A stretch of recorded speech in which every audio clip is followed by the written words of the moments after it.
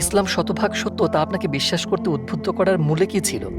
আমি যে জিনিস আবিষ্কার করেছি যা আমাকে অপ্রত্যাশিতভাবে সম্পূর্ণরূপে মুগ্ধ করেছে তা হলো হযরত মুহাম্মদ সাল্লাল্লাহু আলাইহি ওয়াসাল্লামের জীবন এবং শিক্ষা।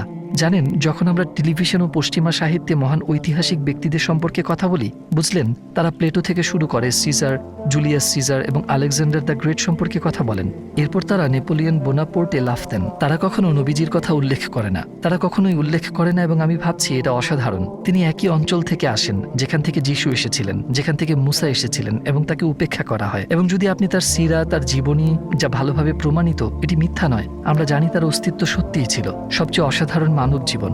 এই মানুষের শিক্ষাটি আমি গসপেলে যা পড়েছি তার সাথে খুব পরিচিত মনে হয়েছে। যেমন লুকে বা ম্যাথিউতে গসপেলে অনেক সত্য বিষয় আছে এবং আমি মনে করি এখনও আছে।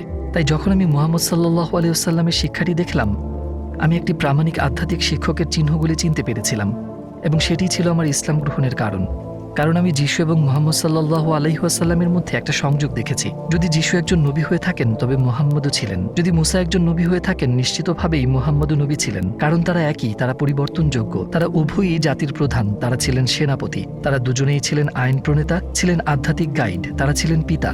পার্থক্য হলো মুসাকে ইসরায়েলের জন্য পাঠিয়েছিলেন এবং মুহাম্মদ সাল্লাল্লাহু আলাইহি ওয়াসাল্লামকে পাঠিয়েছিলেন সমগ্র মানব জাতির জন্য।